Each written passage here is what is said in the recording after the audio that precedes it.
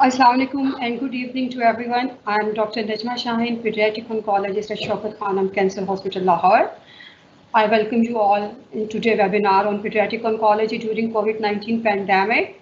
We have 4 talks in our session. The first talk is on acute leukemia and the lymphoma management during COVID-19 pandemic. It will be delivered by Dr. Halima Saeed, pediatric oncologist at Shaukat Khanum Hospital. Second talk is by myself on challenges in solid tumors management in children and adolescents during COVID-19 pandemic. Our third talk is on critical care in pediatrics in time of COVID-19 by our intensivist, Dr. Sobia Kamar. And the last talk will be on the COVID-19 among pediatric cancer patients by ID consultant, Dr. Salma Abbas. I will welcome to call Dr. Halima Saeed for her talk. I'm Dr. Halima Saeed from Pediatric Oncology at Shaukat Khanum Hospital, and I will be discussing the management of acute leukemia and lymphomas in children during the COVID-19 pandemic. For my talk, we will have a brief introduction, and then we will specifically discuss acute leukemia, non-Hodgkin's lymphoma, and then Hodgkin's lymphoma. So children make up a small percentage of patients with COVID-19, and generally they have a milder course. There are obviously case reports from severer disease, but for the most part, most children are either asymptomatic or have a mild course of illness. And on the other hand, childhood cancer, if untreated, is fatal, but if given adequate treatment, it's highly curable with a long-term survival of over 80% if treated appropriately. Now, care of children with cancer is being affected by COVID-19 due to the strain on resources and the subsequent delay in diagnosis and difficulty for patients to get access to care. And keeping this in mind, all the major organizations that treat pediatric cancer, like the International Society of Pediatric Oncology, Children's Oncology Group from North America, and several others, St. Jude's Global Alliance, all these groups got together and made an international clinical consensus guideline that can guide us in this time of crisis on how we can best manage cancer in children. And most of my talk is going to be based on the recommendations of this panel, which was recently published in Pediatric Blood and Cancer just last month. So if you look at the overall burden of COVID-19 in pediatric patients with cancer, we see in the global registry of St. Jude's and SIOP that about 96 patients, pediatric patients with cancer have been reported positive. And of this, the large majority, if you look at the pink portion of the ring, is acute leukemia. So leukemia, as we know, is the most common pediatric malignancy. And similarly, as expected, majority of patients that have tested positive are in this group. And then a big chunk here is in purple, which is other hematological malignancies like lymphomas. And this is the portion that I will be talking about on how best to deal with this population during this time. So what are the challenges in treatment for acute leukemia? Firstly, obviously, our patients are immunocompromised, so theoretically there is a high risk for severe infection. But so far, most cases have reported mild to moderate illness. There have been kids with severe illness as well, but the majority have recovered. There is interruption in chemotherapy, there's delay in diagnosis, there's limited availability of diagnostics during this period, and there are drug shortages. So these are all challenges that we are facing in treating leukemia. Now, what the consensus statement recommends for leukemia is that it is an emergency. It's life-threatening if it's not treated appropriately. And so treatment should not be delayed due to COVID-19. And standard of care should be provided wherever possible. Adaptations that are given in these guidelines are only where standard of care is not possible. Otherwise, we should provide standard of care to all leukemia patients because it's highly curable if treated appropriately. Now, this is a summary table in the guidelines, and don't worry about how busy it is. I don't expect you to read it. I will go through each portion of it in detail in the rest of my slides. But the only reason I wanted to show you this was to kind of let you know how the recommendations are arranged. So firstly, you have the specific stage or phase of treatment. Then they give the standard of care that all children should be getting. then the potential challenges that you may face due to COVID-19, and then the alternative options are given based on those challenges.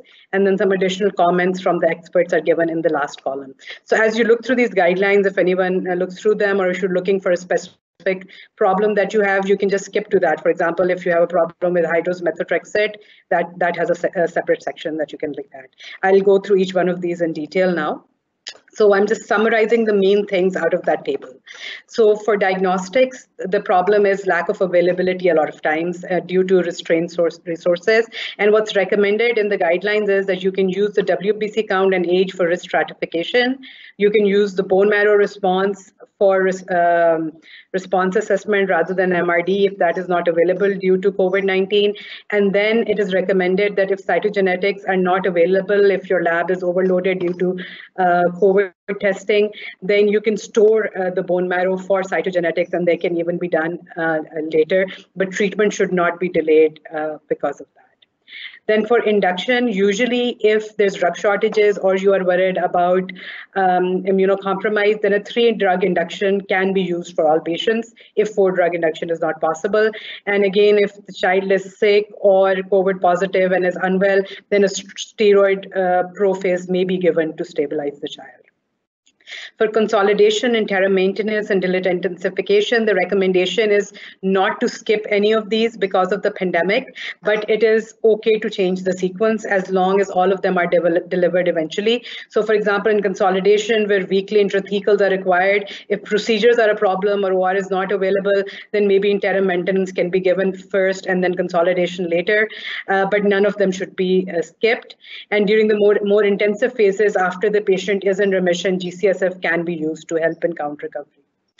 For protocols that include high-dose methotrexate, if levels are not available or there is a problem with inpatient bed shortage, as we are all facing due to the COVID patients, then it can be replaced by Capizi, which can be given as outpatient. Asparaginase should be given whenever possible because it is a very, very important drug in leukemia therapy. And if any doses are missed for any reason, the recommendation is that those doses should be made up later. 6-MP should be given in maintenance. If 6-MP is not available for some reason, then 6-TG can be replaced with 6-TG, but there's a risk of VOD with that we're all aware of and should be cognizant of. During maintenance, it is recommended that it is okay to skip the vincristine and dexamethasone dose for a couple of cycles to limit hospital visits, but methotrexate and 6-captoprine should be continued because the outcome and survival is worse if those are interrupted. And telemedicine clinics or phone calls can be used for monitoring of counts and for ensuring compliance and availability of drugs to your patients. If the patient becomes COVID positive during maintenance, then oral chemotherapy can be held till the patient recovers. So the big message from this is to try and give standard of care of therapy whenever possible. If it is impossible to deliver it, then the modifications that I just discussed can be considered. Moving on to non-Hodgkin's lymphoma, and I'll basically focus on Burkitt's because that's the one that we see the most. The challenges are similar to the ones faced in ALL, that there's delay in diagnosis, there are lots of comorbidities, and there's maybe limited availability of diagnostics and drug shortages during this period. Again, there's a similar table looking at different stages of Burkitt's and the different modifications that will be applicable to each stage and the recommendations that I will go over individually in my subsequent slides. So starting again with diagnostics, obviously the standard of care would be to get complete imaging, but if it is not possible, then the bare minimum would be a chest X-ray and ultrasound to complete staging and start therapy. Therapy should not be delayed waiting for a CT scan or a PET scan. Core biopsy with basic immunohistochemistry is adequate for diagnosis. And if a core biopsy is not possible, if the bone marrow is suspected to be involved, a bone marrow biopsy can be considered for diagnostics. Organ function evaluations, if there is a limitation for that, if echoes are not available, those can be skipped as long as there is no prior history of any dysfunction in the patient. For the low stage disease that is completely resected, like stage 1 or 2, if Normally, prophase is not given to these patients, but if the patient is COVID positive, then a prephase with COP can be given till the patient recovers before starting more intensive chemotherapy. And in some cases, the Malawi protocol, which is used in sub-Saharan Africa, in which there's no anthracyclines, can be used to reduce toxicity.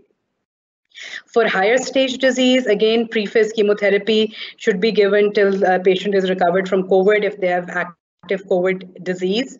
There is a recommendation to omit rituximab due to impaired B-cell response in COVID-19.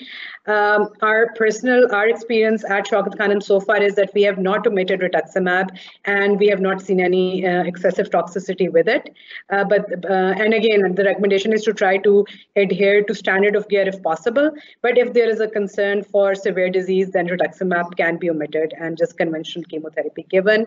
And again, if there's a shortage of drugs or concern about increased toxicity, then the Malawi protocol with anthracyclines can be used. Again, for this high stage patients, 3 and 4 without anthracyclines would not be adequate therapy. So anthracyclines are absolutely needed.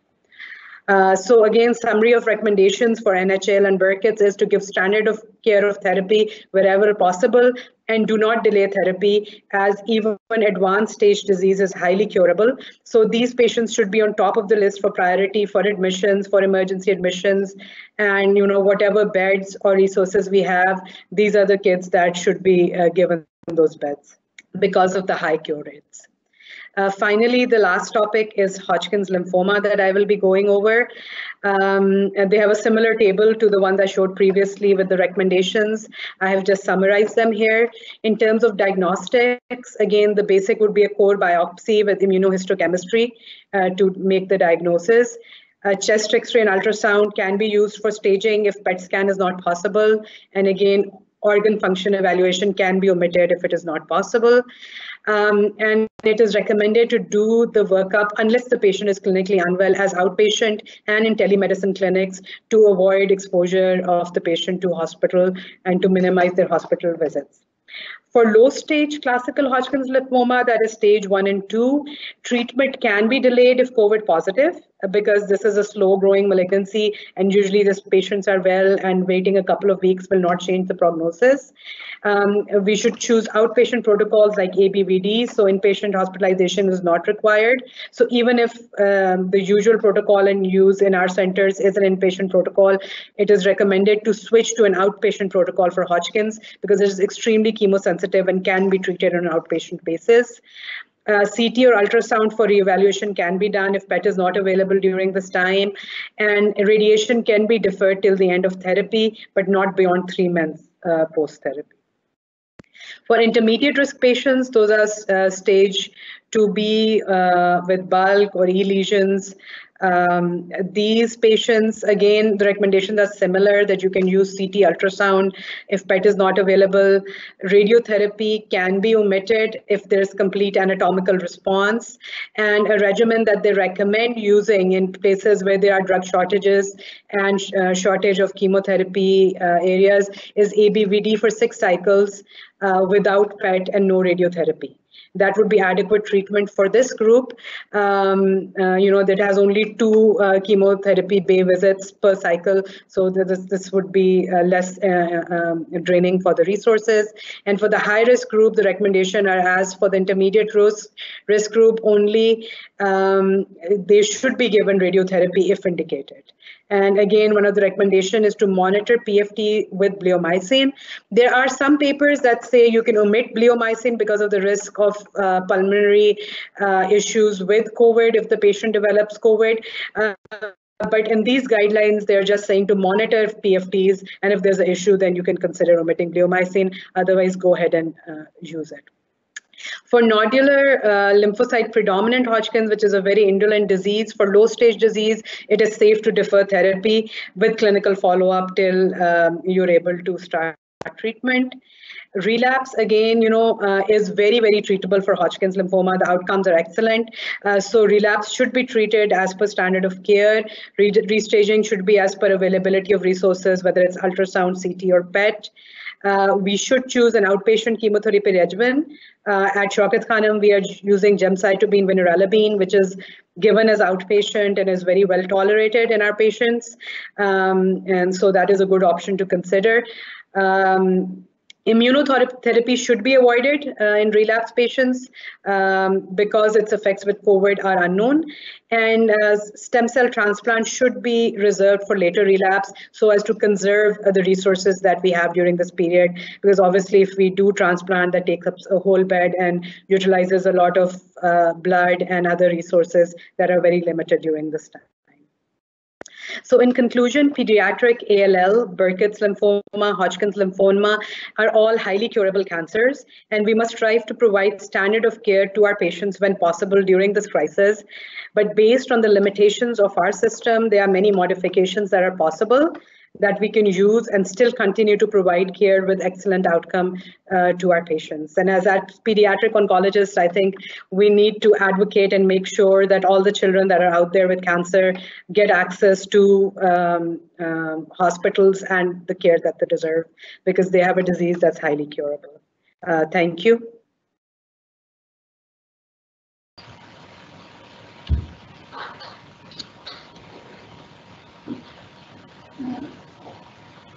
I'm Dr. Najma Shaheen, and my talk is on the challenges in solid tumor management in children and adolescents during COVID-19 pandemic. My talk will go through the challenges, general guidance of adapting cancer services and treatment, and then we'll focus on the management of the retinoblastoma, Wilms tumor, bone tumors, and the last, low-grade glioma. The biggest challenge is that we have a very limited knowledge about the COVID-19. Most of the clinicians have experience of just a few months, as this corona was first detected in the November 2019. And mostly the data is based on the adult experience. So the recent systemic literature review suggests that children account for less than 5% diagnosed COVID-19 cases and often have mild disease as compared to the adults. To this date, there are few published reports of COVID-19 in children with cancer, and a report from Italy has reported that individuals with the cancer are at higher risk of SARS-CoV illness as compared to those without cancer.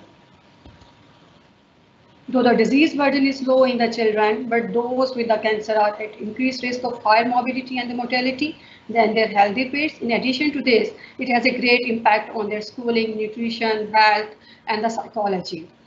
COVID-19 pandemic presents as an unprecedented global threat to the safe and effective care of the children with cancer. Children with cancer have substantial chance of cure with overall survival rate more than 80% if they are treated properly and timely. Due to the COVID-19 pandemic, it is contributing to the late diagnosis of the childhood cancer. And there are a number of the reasons. First of all, the limited pandemic-related access to the healthcare, strains on the resources, travel restrictions, financial constraints, as most of the country's economy has collapsed during this lockdown. And also there is a public fear of infections, inhibiting parents seeking early medical assessment. There are certain general guidance for adapting the cancer services and the treatment during the COVID-19. So there is international consensus that during this pandemic, children with the diagnosis of the cancer should be offered effective treatment within the available resources while mitigating the risk of the exposure to the COVID-19. There is an urgent need to evaluate the pathway of care to ensure continuity care as effectively as possible. In addition to the support of the patient and their families at the diagnosis and during the treatment is crucial to complete treatment safety and to avoid abandonment. Furthermore, we should limit the patient's visits to the clinic and the hospitals, like temporary cessation of the routine surveillance clinics, and the physical OPD clinics can be converted to the telemedicine clinics. All elements of cancer treatment should continue without modification unless resources becomes overwhelmed. All children suspected of cancer should be investigated without any delay, because whenever there is a delay in the diagnosis, it will increase the disease burden and will increase the morbidity and the mortality secondary to the cancer. There is no current evidence to support elective reduction in the cancer treatment, and the elective high-risk treatments can be referred to improve patient safety and preserve services capacity. Furthermore, children presenting with advanced cancer and concurrent COVID-19 needs to establish accurate diagnosis, staging, and the risk stratification, and treatment should be started whenever it is feasible. If the patient has COVID-19 infection, then interim therapy to control the disease should be started. And once he is recovered from the COVID, then the standard of care should be given. In the non-emergency cases like intraocular retinoblastoma, abdominal mass, low-grade Hodgkin lymphoma, we can defer investigations until the child has recovered from the COVID-19.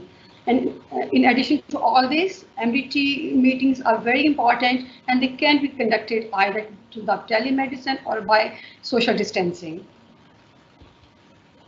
So my next slides are based on the special reports, which is based on the consensus of all major pediatric oncology groups, including the SIOP, COG, SIOP-L, and IPSO-PROS. So first of all, I will talk about the retinoblastoma challenges which we come across. Retinoblastoma is the most common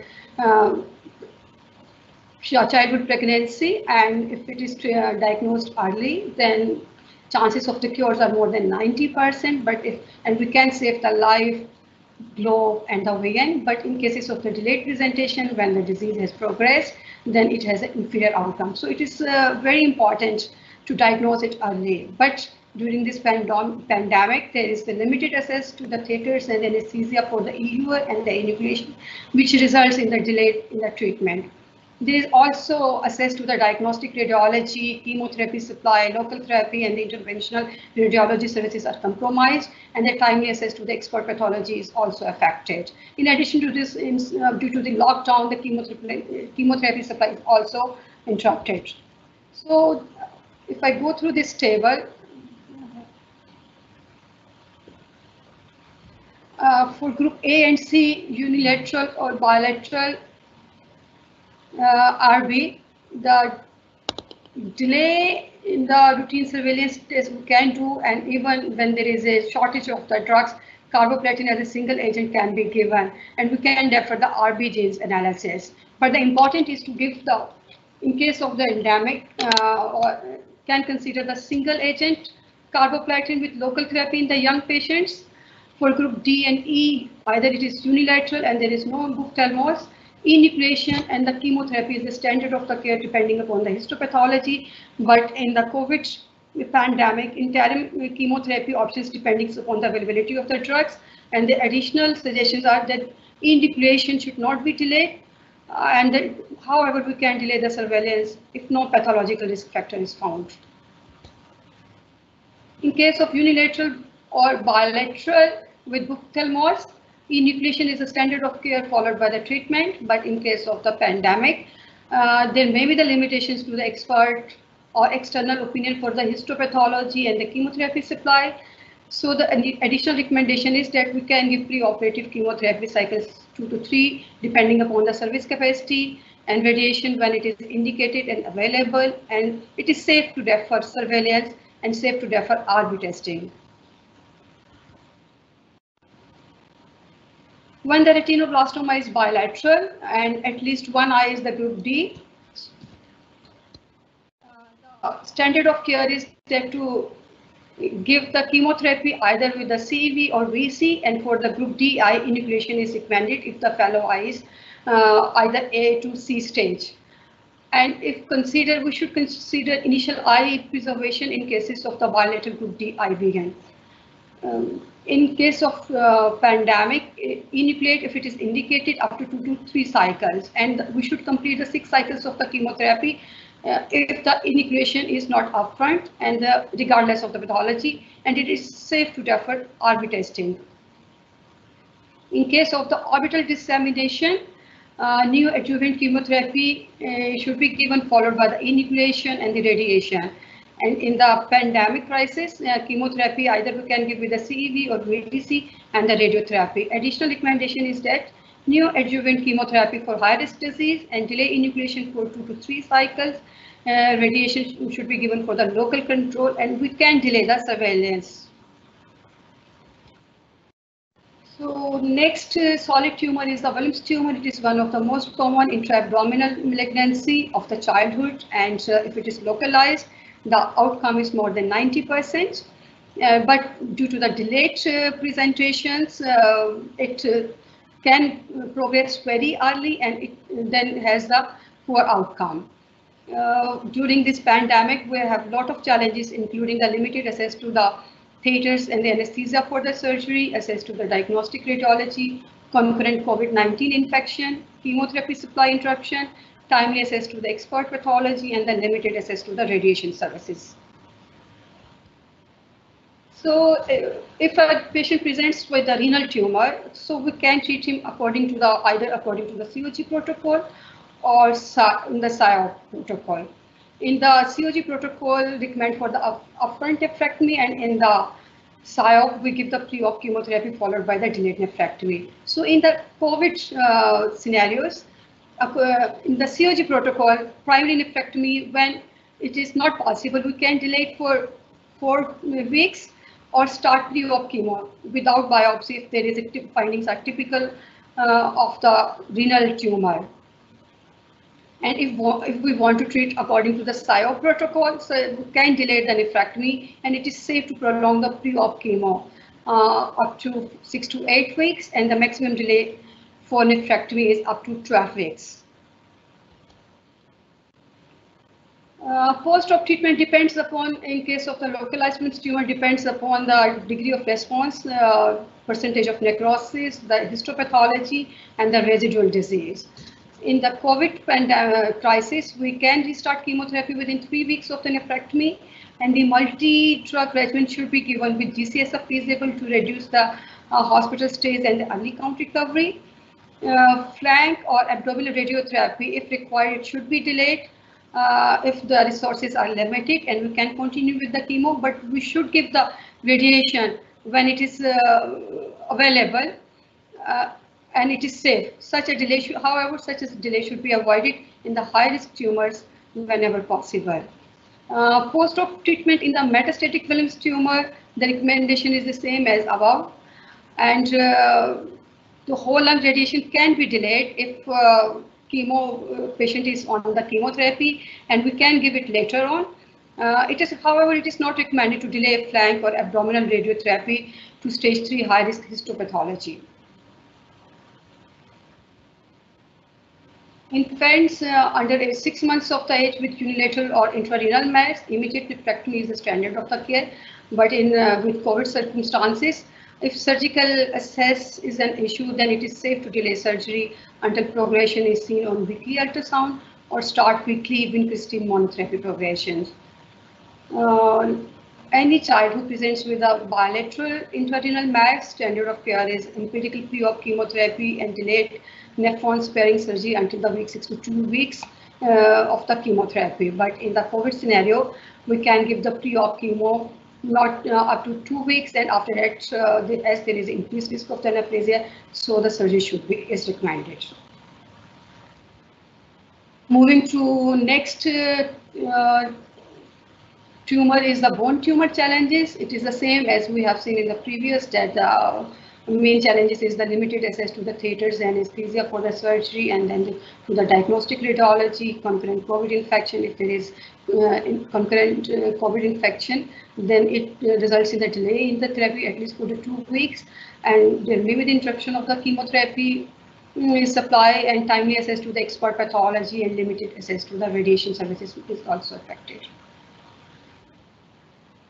So the patients with a suspected COVID-19 should be screened for the virus, and if it is confirmed or highly suspected, treatment must be postponed at least 15 days after the start of the symptoms and when patient has recovered. MDT discussion remains the best option. Either we can conduct it by the telemedicine, on the phones, or by maintaining the social distancing. In sarcoma in localized phase, there is no modification in the treatment without COVID-19 symptoms. And the important is that do not delay surgery for operable patients without COVID symptoms. In case of high-risk surgery, post-op resuscitation capacity should be ensured, otherwise consider systemic therapy or radiation till the facilities are available. In case of Ewing sarcoma or osteosarcoma, maintain neoadjuvant and adjuvant chemotherapy without modification for patients without symptoms of the COVID-19 infection. In embryonal rhabdomyosarcoma and alveolar rhabdomyosarcoma, neoadjuvant and adjuvant chemotherapy without modification for patients without symptoms of COVID-19 is recommended. Adjuvant radiation for soft tissue sarcoma should not be delayed. So it is important that all these patients should receive standard of the care treatment if the facilities are available.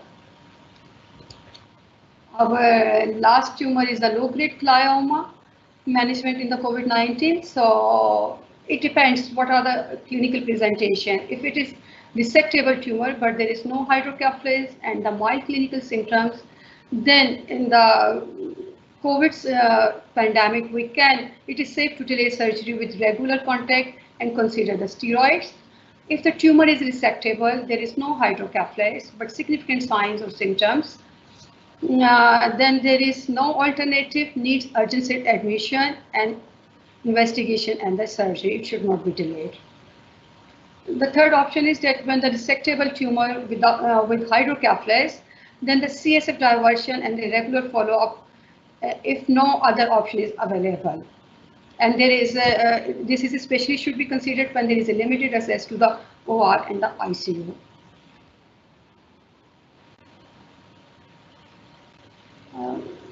If the patient presents with the unresectable tumor and there is no hydrocephalus, then the minimal neurology is affected, and there is no significant threat to the vein, then biopsy is not indicated, and carefully we can wait and see if clinically indicated, and repeat visual assessment is recommended, and the neoadjuvant chemotherapy or radiotherapy without biopsy is recommended. In case of the unresectable tumors with hydrocephalus or significant neurology, or when there is a significant threat to the vein, the recommendation is that urgent CSF divergence for the hydrocephalus. Biopsy is not recommended, and carefully we can wait and see repeated visual examination assessment, and neoadjuvant treatment either in the form of the chemotherapy or radiotherapy without biopsy is recommended. So the conclusion is this, that childhood cancers are treatable, they have a high cure rate, and every effort should be done to treat them according to the standard of the care whenever facilities are available. Thank you.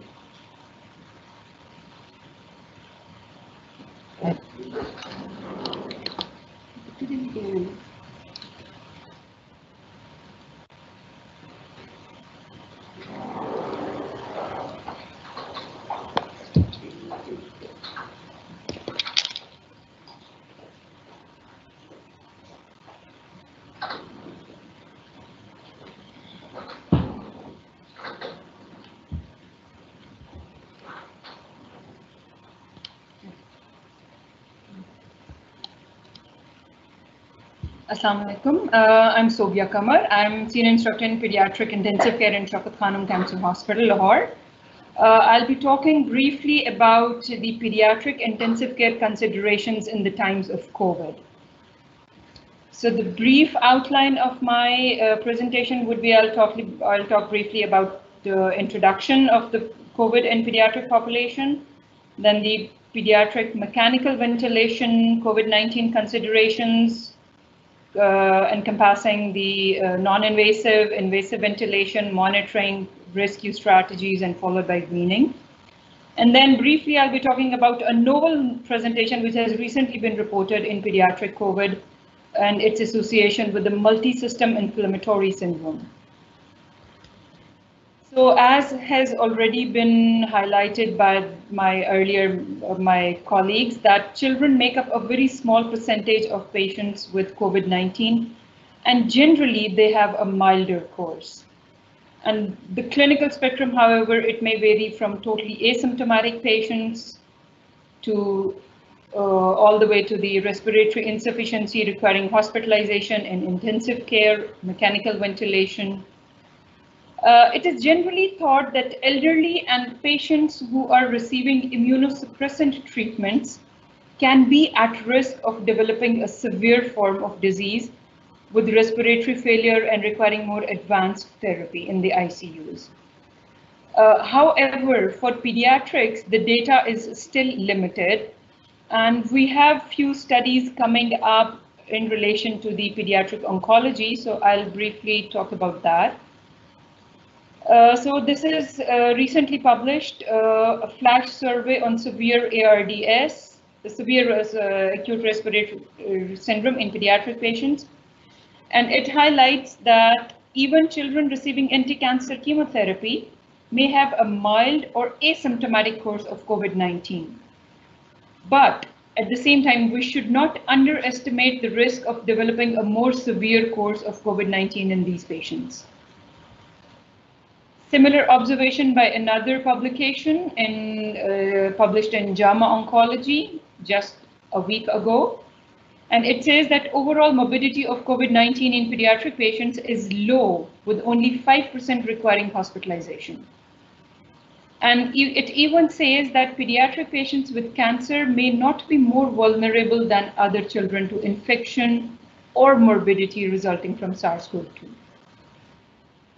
Similar observation by another publication published, it's Pediatric Blood and Cancer, and it says that although this patient population is managed as high risk, the clinical features are milder and the prognosis is better as compared to the adult population. So these are the surviving sepsis campaign guidelines for COVID-19 management in adults, but mainly the outline or the guidelines, it can be followed as it is in pediatric population. The principle would be the same. So whenever you have a patient of COVID-19 with hypoxia, the first thing you have to assess is there an indication for endotracheal intubation or not?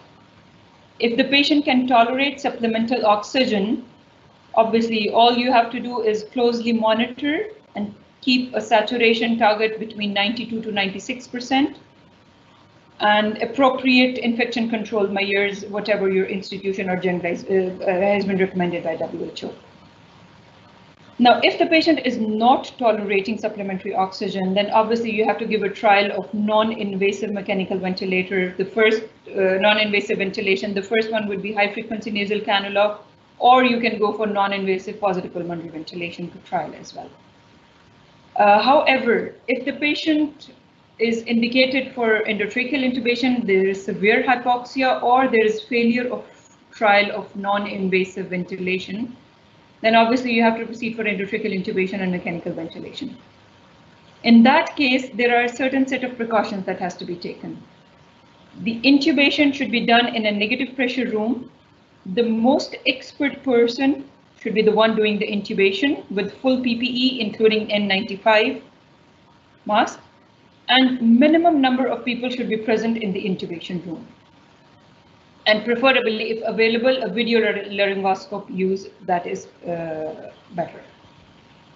So when to intubate, just a few more points to be highlighted here. If it's moderate to severe disease, that is PO2 FiO2 ratio is less than 200, obviously you have to proceed for intubation and mechanical ventilation. You must pre-oxygenate the patient, but not ventilation with bag and mask. It's preferable to recommended to use a cuffed endotracheal tube, and the cuff should be inflated before you verify the positioning with the help of end-tidal CO2. And there should be minimum disconnections. Even if somehow you have to do a disconnection, the tube should be clamped and then disconnected from the bag or ventilator tube circuit. If it's a mild disease, obviously you have to consider a non-invasive or CPAP trial, but this trial should not be a long enough trial. If you see within few hours that the patient is not improving, you should not delay intubation. Now, why is that so important?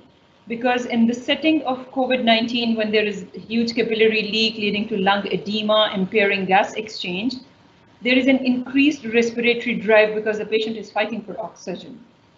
So this increased drive, it may lead to self-inflicted lung injury. So you have to avoid that. So in that case, that's why you have to consider early intubation. Now, most of the data which is coming up is coming from the adult population, and we have to extrapolate that adult data for pediatric population. We don't know if the two clinical phenotypes, which I'll describe later on, which has been identified in adults, does that also occur in children or not.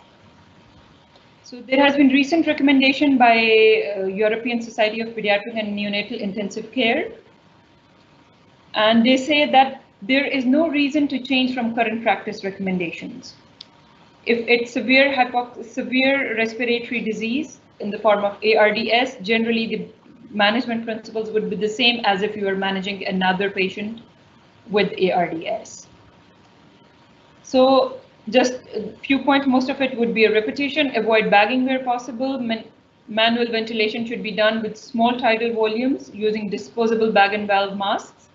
HEPA filter must be used. You must use a hydrophobic mechanical filters to both inspiratory and expiratory limbs. All personnel should have full PPEs donned. Minimize disconnections. Oh, sorry, it's a typo, so I'll read it out for you. Passive or active humidification. Beware of ETT or airway obstruction because of tenacious secretions.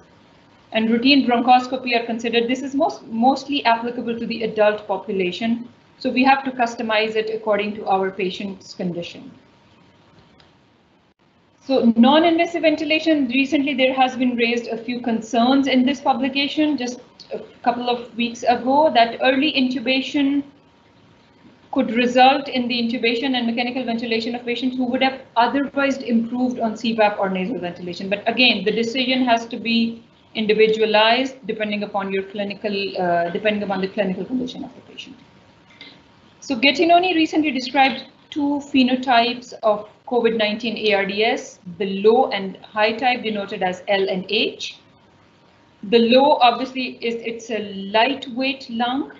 There is less pulmonary edema, so compliance is better, recruitability is low, which is exactly opposite in the H type. So why is it important? Because of the practical considerations that you have, the patients with type A would require a lower P, maybe a lower FiO2.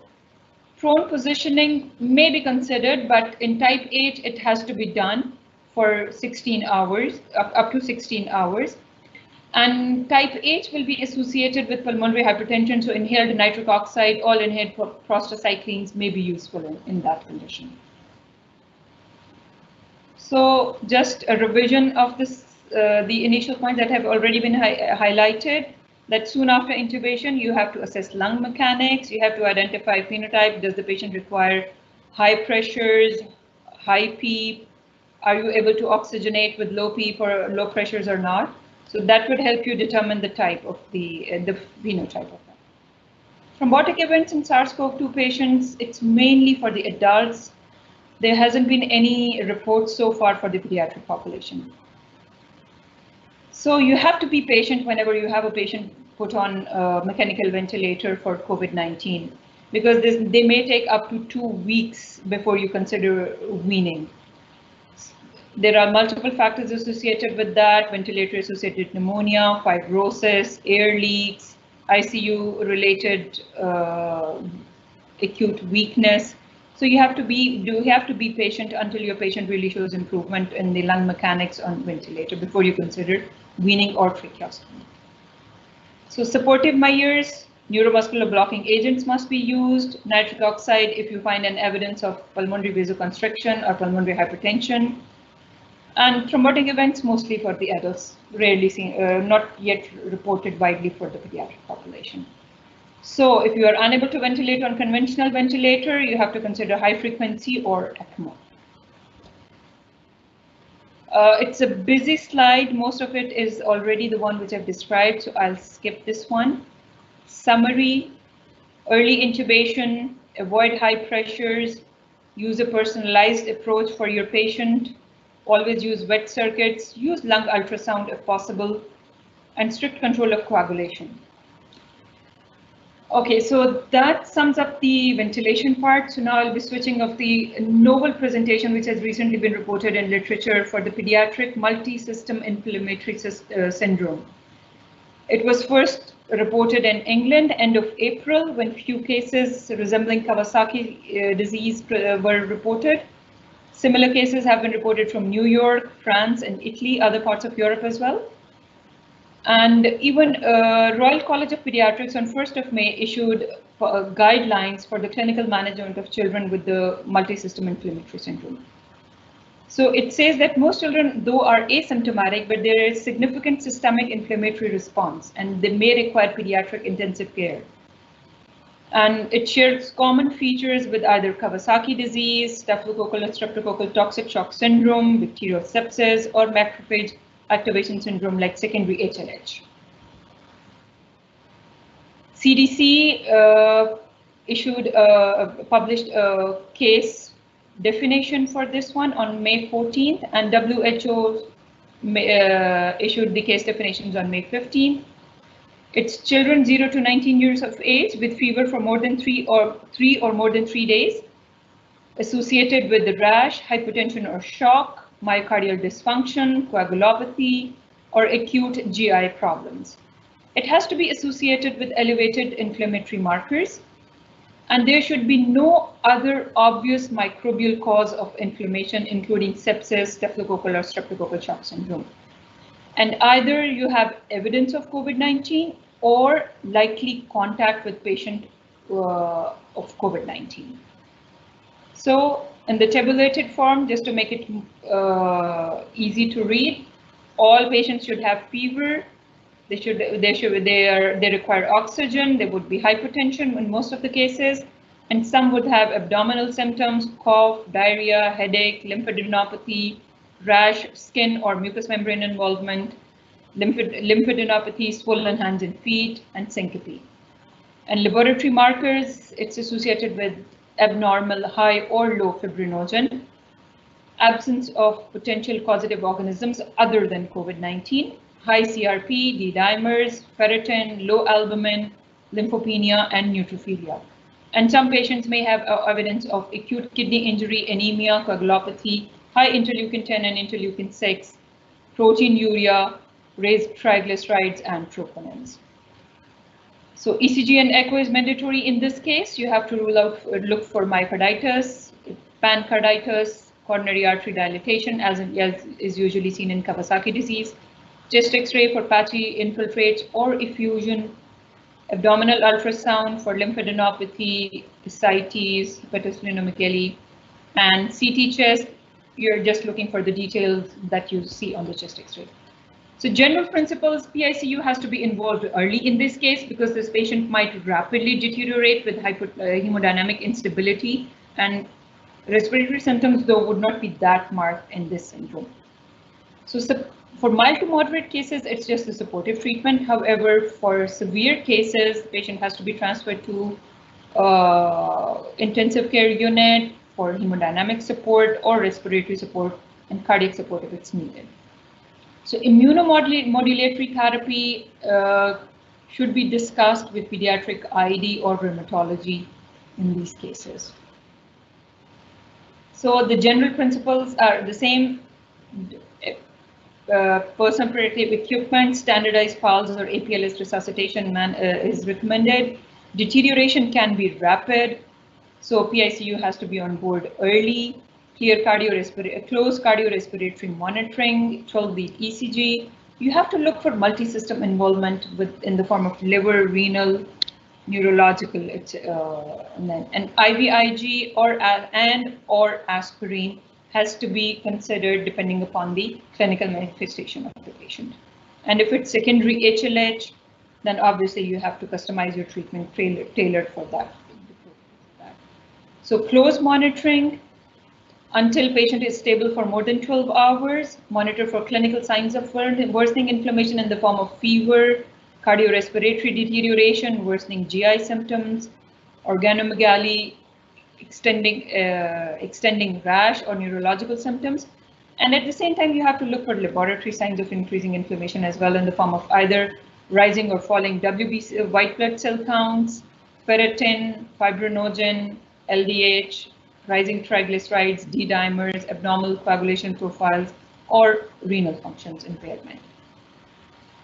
So in the end, I guess this is my last slide. So a causal association between SARS-CoV-2 infection and PIMS, TS. This is the different names has been given by the American terminology or the European terminology. So it's essentially the same syndrome. It has not yet been proven because the data is still coming up and it's too early to say. But there are increasing number of cases which have been a number of multi-system inflammatory seen in association with COVID-19. So we have to be vigilant whenever we have a patient coming with these symptoms, and the SARS-CoV-2 screening must be considered. So that's it. Thank you so much.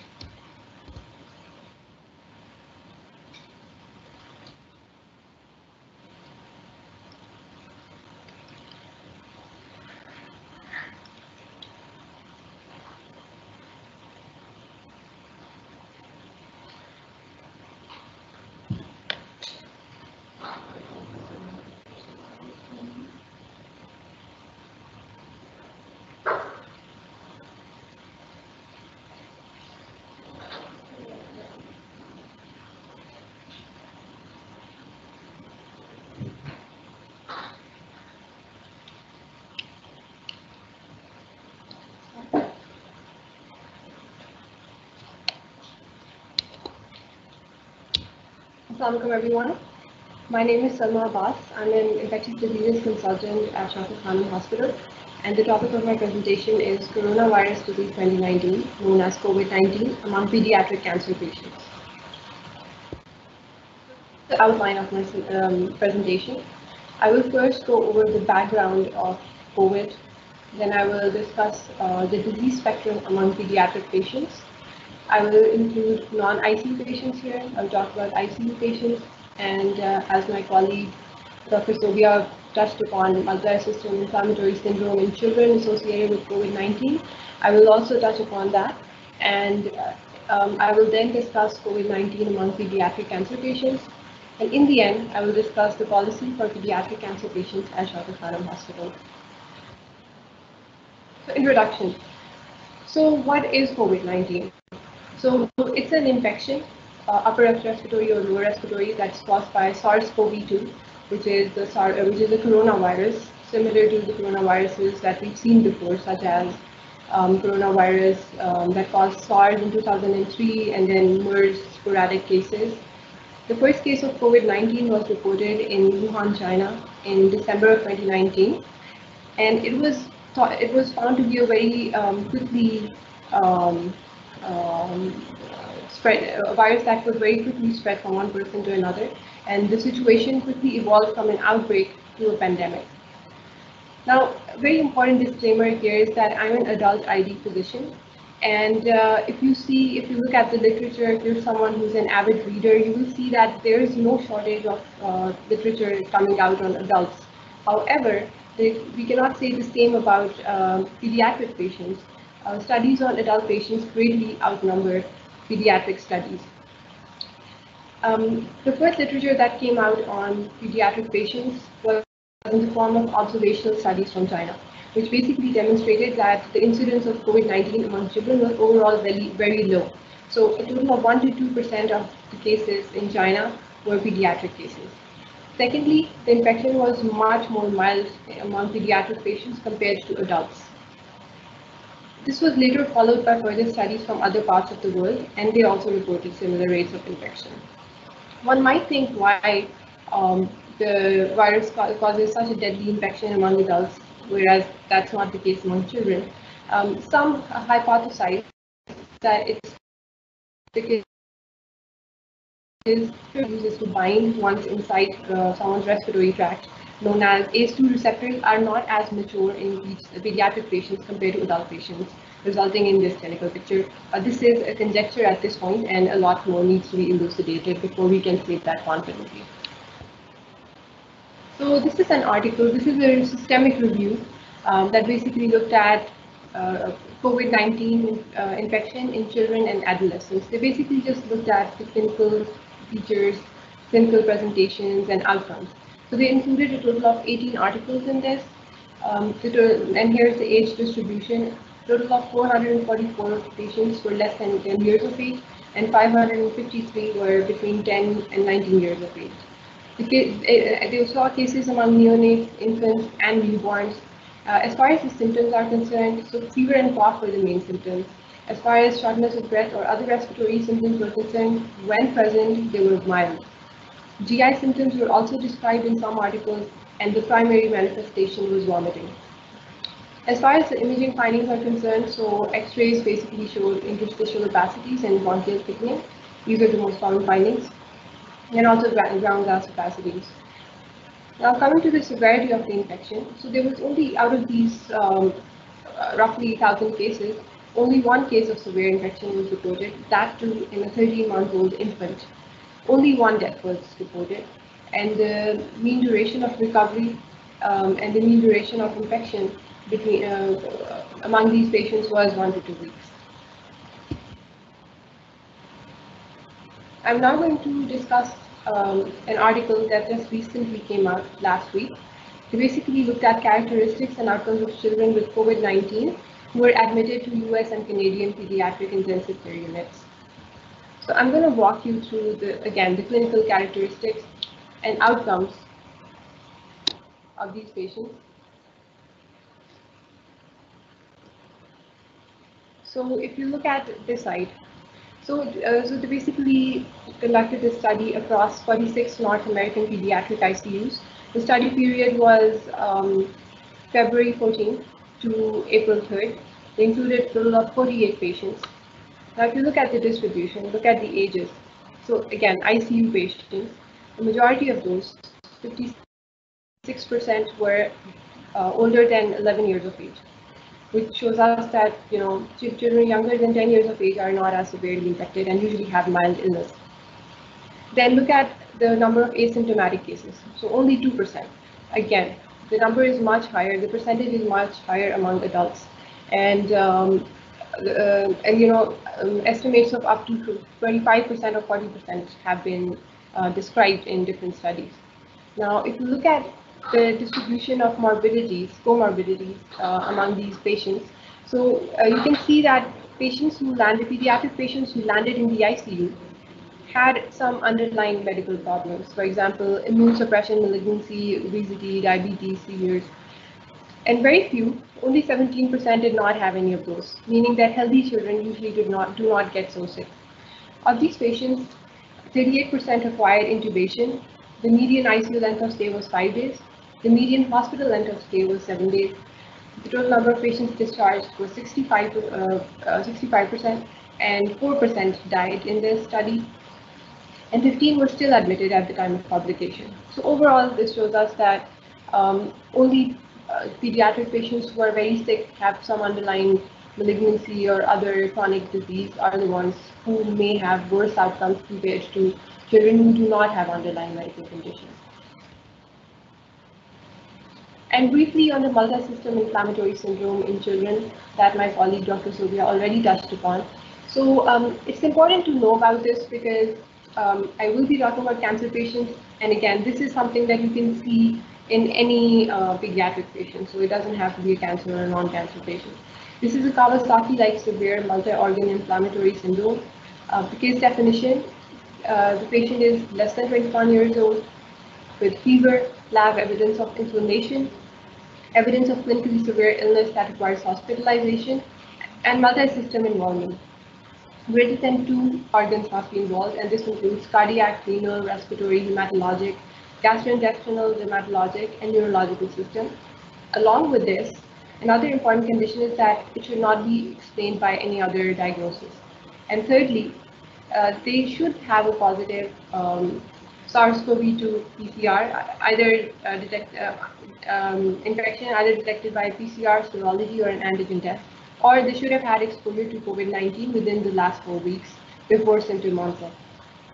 And multiple cases have been reported in various countries. There was a case series from the UK with 8 cases, and then recently a much larger case series from New York City with a total of 102 cases reported. So this is just something to keep in mind while dealing with pediatric patients with COVID-19. Now moving on to COVID-19 and pediatric cancer patients. So there's not much data that's been published on this. In fact, just this last week, a case series was published, and that's the paper that I will be discussing in this part of the presentation. So before that, let me just walk you through COVID-19 pandemic and childhood cancer. So it's worth noting that most pediatric cancers are very aggressive. They need immediate treatment. They often require very prolonged periods of intensive multi-agent chemotherapy. And unlike with adults, where postponement of chemotherapy may be an option, for these aggressive tumors, postponement of chemotherapy is not considered an option. Now, how do these families and these children deal with the pandemic and the cancer diagnosis? So the first thing and the most important thing is to minimize the risk of exposure to SARS-CoV-2. That's the most effective measure to reduce the risk of infection. Additionally, understandably, it causes anxiety among families of children with cancer. So here are some recommendations to give them. They need to adhere to, and this is not just for the patients, it's also for the families. They need to adhere to standard precautions for basic and respiratory hygiene. They need to avoid stick contacts, and they need to practice social distancing. Now, moving on to a study that was published last week, and this looked at cancer, children with a diagnosis of cancer and COVID-19, and this was done at Memorial Sloan Kettering.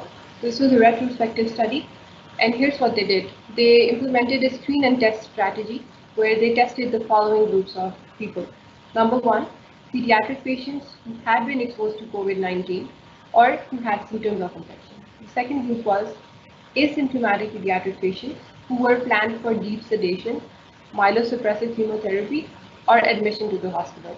And number three, they tested their caregivers to accompany these patients on a multi-day outpatient therapy. And the study period for this was March 10th to April 12th. So basically, a total of 178 pediatric patients were tested. Out of these, 107 were male and 71 were female. This study unfortunately did not provide us details about the cancer types, the types of treatment these children were undergoing, etc. What they did tell us was what the mean age of the children was, and it was 11.1 years. A total of 20, which was 11.2%, had positive test results, and the mean age of those who tested positive was 15.9 years. 3 were female, but it's worth noting that the number of male and female pediatric patients included in this study was not equal.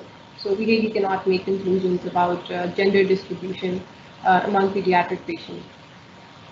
Now, looking at those who had a contact history of or had symptoms on presentation, so of these, about 30% tested positive. Of the asymptomatic patients, only 2.5% tested positive. Again, this is in contrast to the data among adults where up to 25 or 30% may be asymptomatic positives. 5 patients tested negative despite having close exposure to caregivers with COVID-19, and 5 patients with COVID-19 had positive caregivers, but they tested negative, but they tested positive. There's only 1 patient with COVID-19 illness who required admission for non-critical care, COVID care. And there were other patients who did require admission, but that was for different reasons. For example, febrile neutropenia, planned chemotherapy, or some other complications related to chemotherapy. And all other patients were managed as outpatients. The study had limitations, most importantly, a small sample size, and very importantly, they did not include any details of cancer types or the kinds of chemotherapy these patients were going through. Conclusions from the study were as follows. The overall morbidity of COVID-19 in pediatric patients with cancer is low. The rate of COVID-19 among asymptomatic pediatric patients is very low. Again, compared to adults, it's about 10%. As 10% is about 10% of what it is in adults. Then unrecognized COVID-19 in asymptomatic caregivers is an important infection control consideration. These guys tested their caregivers and found out that a significant number were positive, and those are the people who actually spread infections to their kids. Pediatric patients with cancer may not be more vulnerable than other children. Again, that's been demonstrated by this as well, which is very encouraging actually, compared to influenza, where mortality is very high among children and among older population. Available studies are limited by their small sample sizes and their observational study designs. I could not find any RCTs looking at anything, disease distribution or treatment or anything pertaining to pediatric patients. We do need further studies that to assess the impact of COVID-19. We need to look at the treatment of COVID-19 among pediatric patients. There's not much data on that. Again, the variations among patients who have different kinds of cancer and the different types of chemotherapy that they're on, and to explore the impact of the pandemic on pediatric cancer patients in low and middle income countries. So that's, again, very important. The limited data that we do have on cancer patients is from developed nations like China and the US. So what are we doing for pediatric cancer patients at Shaukat Khanum Hospital? So we do recommend pre-chemo testing. So pediatric patients with acute leukemias, this is the group that we have started with, will undergo testing for COVID-19 48 hours before each cycle of chemotherapy. Now, during these 48 hours while they're waiting for their COVID test results, they must be in self-isolation. Chemotherapy can be administered if their test is negative, but if it's positive, again, we postpone chemotherapy by 2 weeks and then bring them back in and reassess to see if chemo can be administered at that point in time.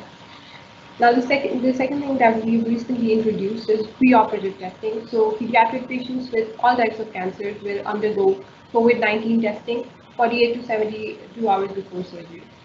So this has been extrapolated from an adult study where patients undergoing surgery had adverse outcomes, as many of them were asymptomatic positives and they weren't diagnosed before surgery and led to poor outcomes post-operatively. Again, this testing is followed by self-isolation. If the test is negative, they proceed with surgery. If it's positive, they postpone surgery for 2 weeks and then reassess at that point in time. And then moving on to what we're doing as far as treatment of COVID-19 is concerned, we did have hydroxychloroquine as part of our institutional and national guidelines for treating pediatric patients, not just pediatric cancer patients, pediatric patients with COVID-19. However, since the data among adults has not been too promising and a lot of adverse events such as QTc prolongation, etc., have been reported, we have recently removed those drugs, namely chloroquine and hydroxychloroquine from our guidelines. We are currently only doing supportive treatment, which includes IV fluids, oxygen, support, so on and so forth. So far, we've not had any pediatric deaths. And again, this is something that we will be looking into to explore this further. And that brings me to the end of my presentation. Thank you.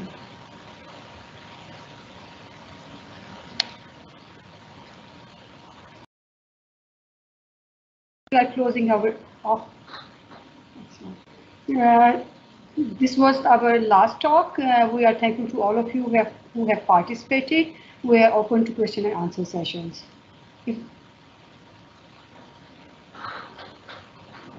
As there is no question in the queue, we are closing our sessions. Thank you, everyone. Allah Hafiz.